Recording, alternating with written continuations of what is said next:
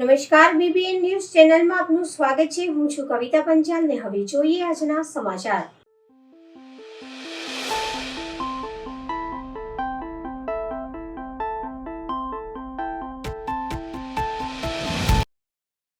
પૂર્વ ભાજપી કાઉન્સિલર રમેશ રાજાના જુવાન જોધ એકમાત્ર પુત્ર તપનસિંહની સયાજી હોસ્પિટલના સંકુલમાં પોલીસની હાજરીમાં તપનનું વિડીયોગ્રાફી સાથે પીએમ કરાયું। આજે મૃતદેહ પરિવારને સોંપાયો। નિવાસ સ્થાનેથી નીકળી અંતિમ યાત્રા।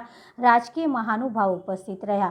મેયર, ડેપ્યુટી મેયર, ધારાસભ્ય, કાઉન્સિલર, રાજકીય મહાનુભાવો હતભાગી પિતાને સાંત્વના આપી। આરોપીઓને કડકમાં કડક સજા, પિતાની માંગ। શહેરના પ્રમુખ, પૂર્વ સાંસદ, મહામંત્રી અને અનેક રાજકીય અગ્રણીઓ પધાર્યા। પિતાએ ભારત માતા કી જય અને વંદે માતરમના નારા પુકાર્યા। પરિવારજનો, સ્નેહીજનો, મિત્રોના આક્રંદથી વાતાવરણ ગમગીન। નિવાસ સ્થાનેથી કારેલીબાગ, ખાસવાડી, સ્મશાન સુધી તપનની અંતિમ યાત્રા નીકળી હતી। તપનની અંતિમ યાત્રામાં માનવ મહેરામણ ઉમટી પડ્યું। અંતિમ યાત્રામાં સૌએ હનુમાન ચાલીસા કરી જય સિયારામના બુલંદ નારા લગાવ્યા। પોલીસ તૈનાત। અંતિમ યાત્રામાં દંડક બાલુભાઈ શુક્લ જોડાયા। નાગરવાડા, ચાર રસ્તા સહિત વિસ્તારમાં barricade. Joint CP Manoj Ninama, DCP Panna Mumaya હાજર રહ્યા હતા। ભાજપના પૂર્વ કોર્પોરેટર રમેશ પરમારના મૃતક પુત્ર તપન પરમારના ખાસવાડી સ્મશાનમાં અગ્નિ સંસ્કાર। તપનનો દેહ પંચમહાભૂતમાં વિલીન થયો। જઘન્ય કૃત્ય થયું છે, નિંદનીય કૃત્ય છે અને ખૂબ ઘટના છે। પોલીસ તંત્રએ તરત જ તમામ આરોપીઓને પકડી પાડ્યા છે। એક આરોપી કમિશનર સાહેબનું કહેવું અને જે આ ઘટના બની છે તેના કારણભૂત છે ત્યારે પોલીસ એમને પણ સસ્પેન્ડ કરી દેવામાં આવ્યા છે। ગૃહ રાજ્યમંત્રી શ્રી હર્ષભાઈ સંઘવી સાહેબ પોતે આખા વિષયનું ધ્યાન રાખી રહ્યા છે, સુપરવિઝન કરી રહ્યા છે। ન્યાયતંત્ર પર પૂર્ણ વિશ્વાસ છે। ન્યાયતંત્ર વહેલામાં વહેલી તકે આ કેસ ચલાવીને આરોપીઓને એવી સજા કરશે, કડક સજા કરશે કે જેથી કરીને ભવિષ્યમાં કોઈ પણ અસામાજિક તત્વો દ્વારા આ પ્રકારની કોઈ ઘટના ઘડાવવાની કોઈ હિંમત નહીં થાય। પોલીસ સાથે બેઠક થશે આ વિષય? પોલીસ તંત્ર સાથે હરીશભાઈ સંઘવી સાહેબ પોતે સુપરવિઝન કરી રહ્યા છે। 17 तारीख मिडनाइट को जो एक सीरियस बनाव एक घटना जो करेलीबाग पुलिस में हुई है, बहुत गंभीर घटना है और इनमें हमने अभी तक 6 आरोपी को अरेस्ट भी कर लिया है और ये 6 आरोपी को आज हम ऑनरेबल कोर्ट के समक्ष ले जाएंगे। हमारे जो मुद्दे हैं तपास के इन्वेस्टिगेशन में हमें जरूरत है, तो वो मुद्दे को लेकर हम नामदार कोर्ट से रिमांड मांगेंगे और जब रिमांड मिलने के बाद जो ये घटना घटी है उनके तह तक जाने की कोशिश करेंगे, क्योंकि ऐसी सामान्य घटनाओं में इतना सीरियस क्राइम जब बनता है तो सामाजिक और पारिवारिक बहुत इफेक्ट करता है लोगों को, और पुलिस और प्रशासन के ऊपर से विश्वास उनका थोड़ा कम हो जाता है। तो ये लोगों का जो भरोसा है और लोगों का जो विश्वास है हमारे पर, वो सिस्टम पर, गवर्नमेंट पर, वो बना रहे। इसीलिए हम ऐसी घटनाओं दूसरी बार न बने, इसके लिए हम पूरा एक पॉलिसी बनाएंगे। जितने भी हिस्ट्री हैं, जितने भी गुनहगार हैं, जितने लोगों का जो भूतकाल रहा है, क्रिमिनल्स, उनके ऊपर हम हमारा जो प्रभाव है बढ़ाएंगे और ऐसी घटना दूसरी बार न बने, इनके लिए पूरे पुलिस, बड़ौदा पुलिस परिवार को हम आगे लाएंगे और बात करेंगे। और जहां तक आरोपी की बात है, एक्चुअली बात है, तो आज हम कोर्ट में जा रहे हैं और उसको रिमांड कितने मंजूर होते हैं उस पर हम रिमांड मांगेंगे। हम जो हमारे कायदा जो कानून में प्रावधान है उसके मुताबिक हम ज्यादा से ज्यादा 14 दिन का रिमांड हमें मिलता है, तो हम कायदा के प्रावधान मुताबिक हम मांगेंगे। बाकी डिसीजन कोर्ट का रहता है। किस दिशा में पुलिस आगे तपास करेगी और अभी कितने आरोपी बाकी है जिनको गिरफ्तार करना? 6 आरोपी आ गए हैं, 3 आरोपी हमारे हत्या के आरोप में 3 बाकी हैं और इसमें हमारी 8 टीमें लगी हुई हैं और आज 4 बजे तक हमें कुछ न कुछ रिजल्ट मिलेगा। इसे मेरी पूरी में कोशिश करते हैं हम और आरोपी आ जाएंगे तो जो हत्या के आरोपी उसमें कॉमन आरोपी 307 में है, तो वो गुना में पण हम इन लोगों को फिर कोर्ट के पास से कस्टडी लेके कारेलीबाग का जो हमारा गुना है हत्या का कोशिश का, उसमें कार्यवाही करेंगे। सर खास करके बात है रिमांड में किस दिशा में पुलिस तपास करेगी? वो इन्वेस्टिगेशन की मैटर है, हमें तो कोर्ट को जो बात रखनी है वो हम कोर्ट के सामने रखेंगे और रिमांड होने के बाद आपको ये हम श्योर शेयर करेंगे।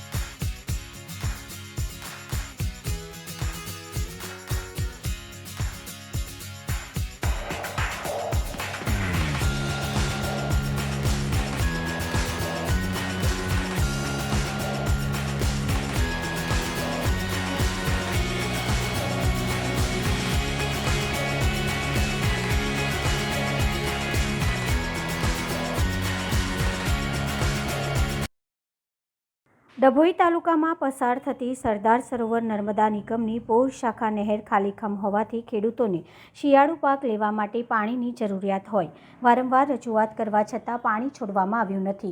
ચોમાસામાં તો પાક નિષ્ફળ ગયો છે, હવે શિયાળુ અને ઉનાળુ પાક લેવા માટે પાણીની જરૂરિયાત છે, પણ નર્મદા નિગમના પાણી નહીં છોડતા ખેડૂતો મુશ્કેલીમાં મુકાયા છે। હાલ શિયાળુ પાક મકાઈ, ઘઉં, બાજરી, તુવેર અને પશુપાલક માટે સૂંઢિયાનો પાક કરવા માટે પાણીની તાતી જરૂરિયાત છે, પરંતુ પાણી નહીં છોડાતા ખેડૂતો મુસીબતમાં આવી ગયા છે। ડભોઈ શહેર તાલુકામાંથી પસાર થતી નર્મદા નિગમની પોર શાખા કેનાલ હાલ પાણી વિના કોરીકટ છે। નવેમ્બર માસ અડધો થયો હોવા છતાં પણ પાણી નહીં છોડવાના કારણે ઠેર ઠેર કેનાલો કોરીકટ ભાસી રહી છે, ત્યારે ખેડૂતો શિયાળુ પાક માટે પાણી નહીં મળતા મુશ્કેલી અનુભવી રહ્યા છે। શાખા નહેરોમાં નર્મદા નિગમ દ્વારા પાણી છોડવામાં આવે તેવી ખેડૂતો દ્વારા માંગ કરી રહ્યા છે। પ્રતિવર્ષ ઓક્ટોબર માસમાં કેનાલોમાં પાણી છોડવામાં આવતો હોય છે, પરંતુ આ વર્ષે પાણી છોડવામાં વિલંબ થતો હોય ખેડૂતો શિયાળુ પાક બાજરી, મકાઈ, જુવાર, ઘઉં તેમજ સૂંઢિયું વગેરે પાક લેવામાં મુશ્કેલી અનુભવી રહ્યા છે। ત્યારે નર્મદા નિગમ દ્વારા ખેતી માટે કેનાલોમાં પાણી છોડવામાં આવે તેવી ખેડૂતોની માગણી છે। જ્યારે નર્મદા નિગમના અધિકારીઓને આ બાબતે પૂછતા કેમેરા સામે બોલવાનો ઇનકાર કર્યો હતો।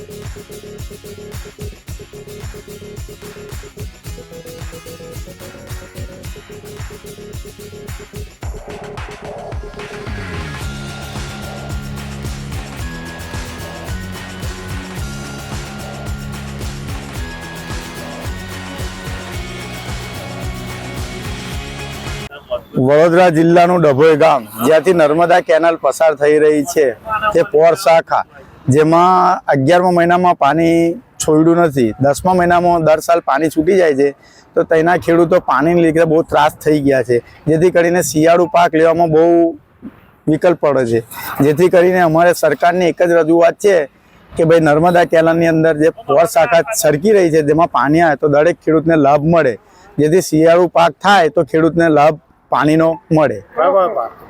મકઈ છે, તુવેર છે, ઘઉં છે, બાજરી છે, જુવાર છે ને ખેડૂતો જે પશુપાલક છે તેની માટે સૂંઢિયું છે, એ બધો પાક જે ખેડૂતને જરૂર છે તો અત્યારે બી હજુ પાણી આવ્યું નથી તો દરેક ખેડૂતે પાણીનો લાભ લઈ શકે. એ અમારે રજૂઆત દરેક ખેડૂતની એ જ છે કે ભાઈ પાણી છૂટે તો દરેક ખેડૂતને લાભ મળે. ડભોઈ પોર શાખામાં નર્મદા કેનાલનું પાણી છોડવા બાબતે વિનંતી. દર વર્ષે 11મા મહિનામાં 10મા મહિનામાં પાણી છોડે છે. આ વર્ષે 11મા મહિનાની 18 તારીખ સુધી પાણી આવ્યું નથી. વારંવાર નિગમમાં વિનંતી કરવા છતાં હજુ સુધી પાણી આવ્યું નથી. રોજ જઈએ છીએ તો એક જ વાત કરે સાહેબ, સોની સાહેબની, કે 2 દિવસમાં પાણી છૂટશે, રિપેરિંગ કામ ચાલુ છે. તો સાહેબ હવે શિયાળુ પાક અમે કયા મહિનામાં કરીએ? એટલે જેમ બને તેમ વહેલી તકે પોર શાખામાં પાણી છોડવા વિનંતી. પૂર્વ કોર્પોરેટર રમેશ પરમારના પુત્ર તપન પરમારની બાબર પઠાણે નિર્મમ હત્યા કરી કારેલીબાગ પોલીસ સામે સ્થાનિકોમાં પ્રચંડ રોષ જોવા મળ્યો. ત્યારે તપન પરમારની હત્યા કરનાર આરોપીઓ 22મી તારીખ સુધીના રિમાન્ડ પર શું કહેવું છે ડીસીપી અભય સોની તથા સરકારી વકીલ અનિલ દેસાઈનું? જે મર્ડરનો ગુનો દાખલ એટ્રોસિટી થયો હતો રાવપુરા પોલીસ સ્ટેશનમાં નામદાર કોર્ટ દ્વારા રિમાન્ડ આપવામાં આવ્યું છે અને ખૂબ જ તરતીબથી અને વ્યવસ્થિત ઊંડાણપૂર્વક તપાસ કરવામાં આવશે. કોઈ પણ પહેલું તપાસમાં છોડવામાં આવશે. સાહેબ, અન્ય જે આરોપી છે તેમને કઈ પ્રકારની જેમ કે ધરપકડ બી બાકી છે? આજે વધુ 2 આરોપીની ધરપકડ થઈ છે અને આગળની તપાસ ચાલુ છે. જે અમારે વેપન જે વપરાયું છે આ કબજે કરવા બાકી છે અને ઘણા બધા તપાસના મુદ્દાઓ છે, કાઉટ કઈ રીતે છે, કોણ જોડે વધુ વિગતમાં ત્યાં લેવાનું બાકી છે. એટલા માટે હવે કઈ દિશામાં પોલીસ તપાસ કરશે? જે એફઆઈઆરમાં જણાવ્યા જે તથ્યો છે આ મુજબ ઊંડાણપૂર્વક તપાસ કરવામાં આવશે. Okay, thank you. જે બનાવ બન્યો છે, જે ગંભીર બનાવ બન્યો છે એ આરોપીઓને આજે નામદાર કોર્ટ સમક્ષ રજૂ કરવામાં આવેલા હતા.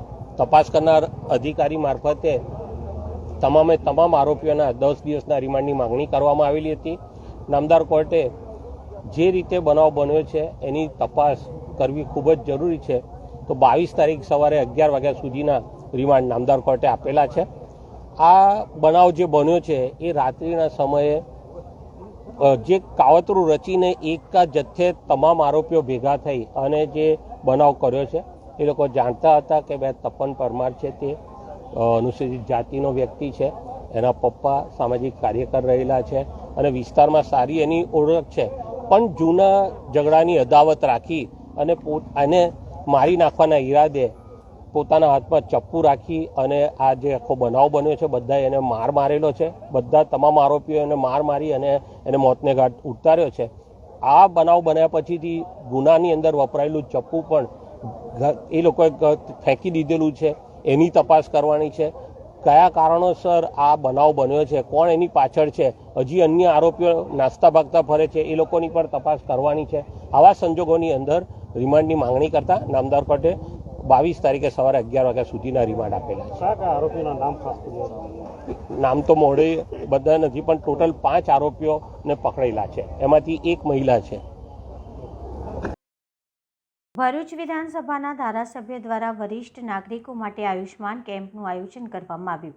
ભરૂચ 153 વિધાનસભાના માનનીય ધારાસભ્ય શ્રી રમેશભાઈ મિસ્ત્રી દ્વારા વરિષ્ઠ નાગરિકોના હેલ્થની ચિંતાને લઈને વરિષ્ઠ નાગરિકોને બીમારીનો ઇલાજ કરવા માટે પ્રધાનમંત્રી શ્રી નરેન્દ્રભાઈ મોદીના અથાગ પ્રયત્નોથી બનેલી PM જય યોજનાના આયુષ્માન કાર્ડ સહેલાઈથી એક જ જગ્યાએ મળી રહે તે હેતુસર એક કેમ્પનું આયોજન સર્કિટ હાઉસ ભરૂચ ખાતે કરવામાં આવ્યું હતું, જેમાં મોટી સંખ્યામાં નાગરિકો જોડાયા અને કાર્ડ મેળવ્યું હતું.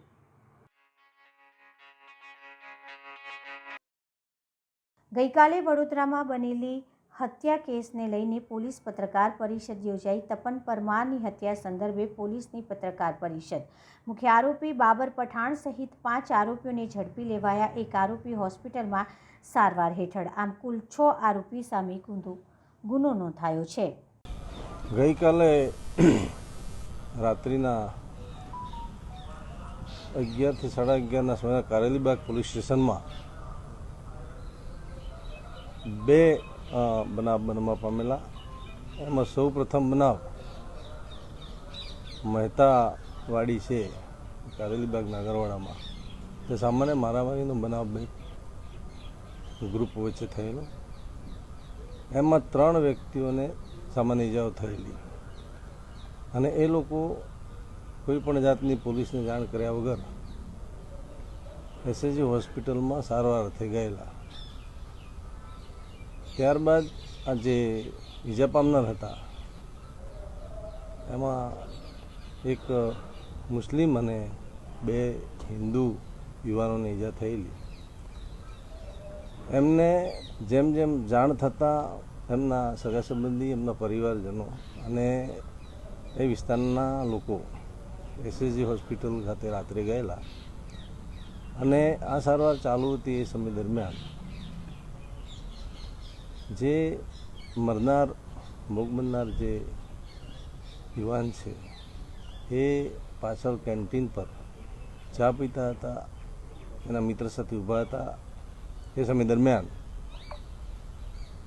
આ ટોળામાંથી એક ઈસમ નામે બાબર પઠાણ,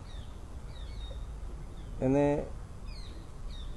ઇમરજન્સી વોર્ડ છોડી અને કેન્ટીન પર જાય છે અને ત્યાં બેઠેલા તપન પરમાર નામના યુવાનને ચપ્પુ મારીને, ચપ્પુના ઘા મારીને ઇજાગ્રસ્ત કરે છે અને ત્યાંથી એને આપણે બચાવવા માટે ઇમરજન્સીમાં લાવીએ છીએ, પણ અડધા કલાકની સારવારમાં તપન પરમારનું દુઃખદ અવસાન થાય છે. આમ એક નાઇટમાં 2 બનાવો બનેલા, તેમાં એક બનાવ, પહેલો બનાવ જે બનેલો કારેલીબાગ પોલીસ સ્ટેશનમાં આ લોકો વિરુદ્ધ આપણે 307 એટલે કે ખૂનની કોશિશનો ગુનો દાખલ કર્યો. અને બીજો બનાવ જે સિવિલ હોસ્પિટલ SSG ખાતે બને છે એમાં આપણે ખૂનનો ગુનો દાખલ કરી અને સાથે ભોગ બનનાર અને પ્રથમ ગુનામાં અને બીજા ગુનામાં ભોગ બનનાર જે ઇસમો છે એ દલિત સમાજ, શેડ્યુલ કાસ્ટ સમાજના છે. તેથી આપણે એટ્રોસિટી એક્ટ મુજબ ફરિયાદ દાખલ કરી અને તપાસ અંગેની કાર્યવાહી ચાલુ કરવામાં આવેલી.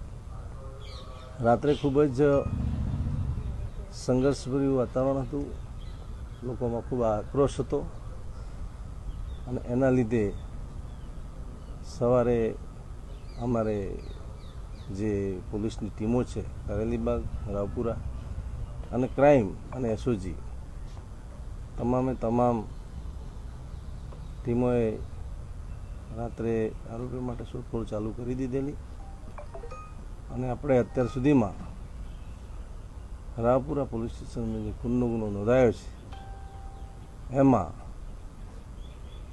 5 આરોપીઓને આપણે હસ્તગત કરીને ધરપકડની કાર્યવાહી કરી છે.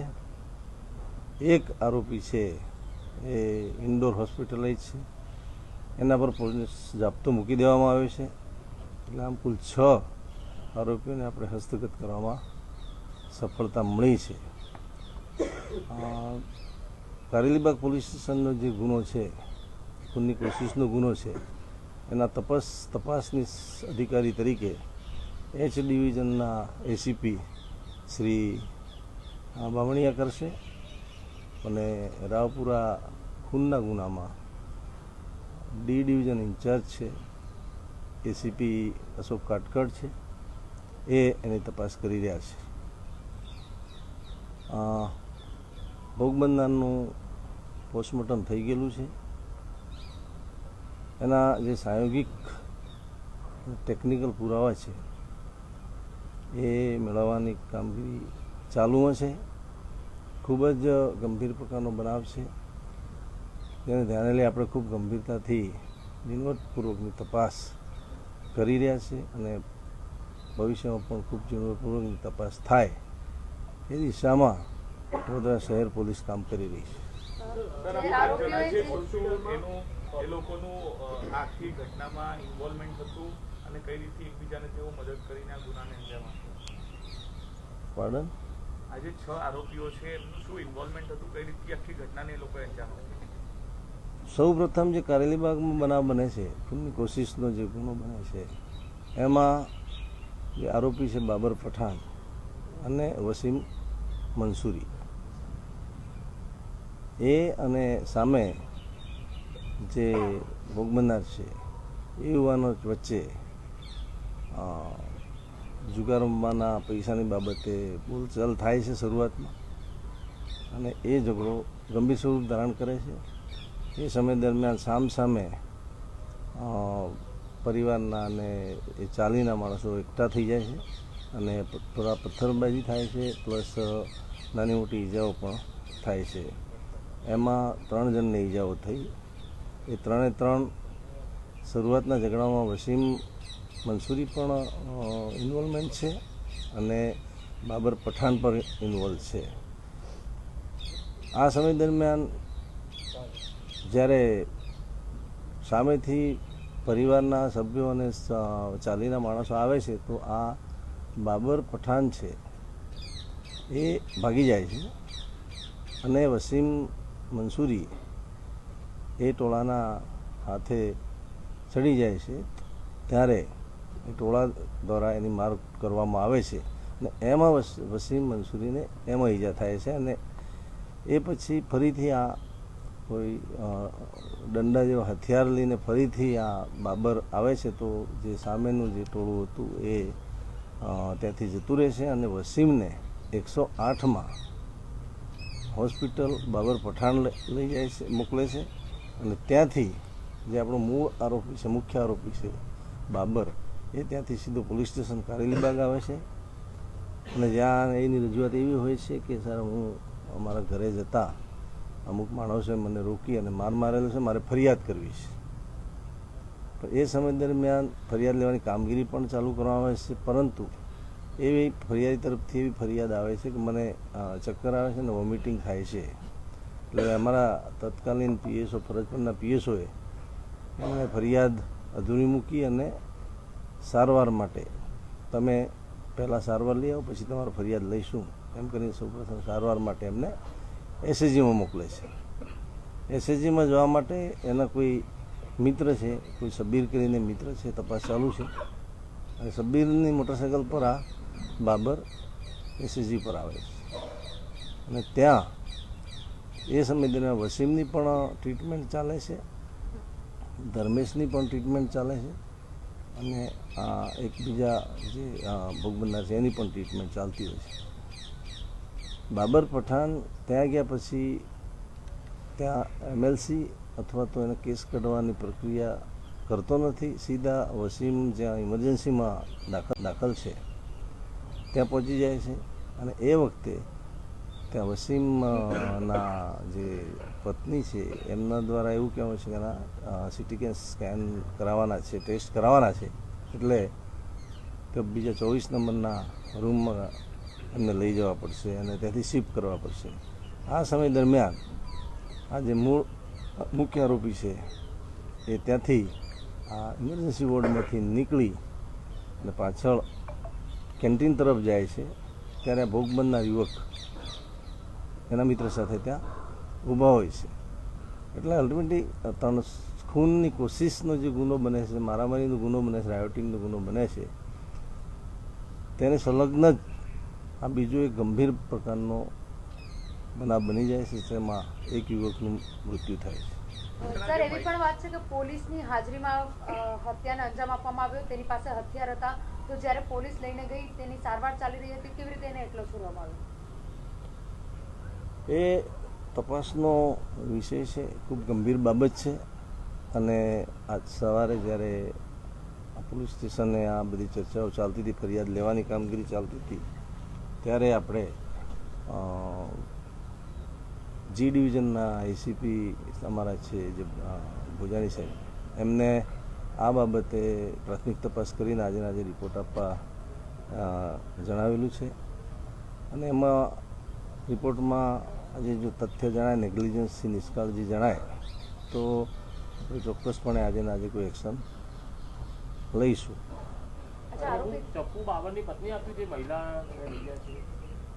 ત્યારે પ્રાથમિક પૂછપરછમાં અથવા સીસીટીવી ફૂટેજમાં એવી કોઈ મુવમેન્ટ દેખાતી નથી, પરંતુ આ શું કે એક જોઈન્ટ ઇન્ટ્રોગેશનનો વિષય છે. ચપ્પુ એની પાસે હતું અથવા ક્યાંથી આવ્યું અથવા ત્યાં કોઈના દ્વારા આપવામાં આવ્યું છે, એ એક ઝીણવટભરી તપાસનો વિષય છે અને એ બાબત ક્લિયર થશે એટલે આપની સમક્ષ અમે ચોક્કસ મૂકીશું. આ એક જ ચાલીમાં રહે છે આ લોકો અને આરોપીઓ અને ભોગ બનનાર, અને એનું એવું કોઈ મારી નાખવાનું કોઈ ચોક્કસ કારણ કે એવું ગંભીર કોઈ કારણ અત્યાર સુધી અમારી સમક્ષ નથી આવ્યું. સામાન્ય મારામારી અને એવી 2-3 વખત આ લોકો વચ્ચે નાની મોટી બાબતોએ બનાવ પણ બનેલા, જે સમાધાન પણ થઈ ગયેલા અને આ લોકોએ એટલું કંઈ સિરિયસ વિચારેલું પણ નહીં હોય. પણ જે ગઈકાલનો જે બનાવ હતો અને જે વસીમને ઈજા થઈ અને એને જે શરૂઆતમાં એટલે કે ખૂનની કોશિશના ગુનામાં જે ઈજા વસીમને થઈ અને આને જે માર્યો ટોળાએ, એ ગુસ્સાના લીધે એણે સિવિલ હોસ્પિટલમાં મરનારને જોઈ જતા એને ઉચિંતો હુમલો કરેલાનું અત્યારે હાલ પૂરતું જણાવ્યું. આ બાબર વિરુદ્ધ અગાઉ કોઈ ગુનાઓ નોંધાયેલા છે? બાબરનો પૂર્વ ઇતિહાસ જોતા 1920 પહેલાં 3 ગુના મારામારીના છે, 3 ગુના પ્રોહિબિશનના છે અને વડોદરા ગ્રામ્યમાં એટલે કે ડભોઈ અને બોડેલી એમ કરીને ત્યાં 3 ગુના પ્રોહિબિશનના નોંધાયેલા છે. એના સિવાય વડોદરા શહેર પોલીસ દ્વારા આના ગુનાહિત ઇતિહાસને ધ્યાનમાં રાખી અને આને પાસા પણ કરવામાં આવેલી, પાસાની છે અને પોરબંદર જેલમાં પણ મોકલવામાં આવેલું અને ત્યાંથી ત્યાં પાસામાં એની મુદત પૂરી થઈ છૂટીને આવેલી છે. તો આ હતા આજના સમાચાર. આવતીકાલે ફરી મળીશું આ ચેનલ પર આ સમય. ત્યાં સુધી સમગ્ર BBN ન્યૂઝ ચેનલની ટીમને રજા આપશો. નમસ્કાર.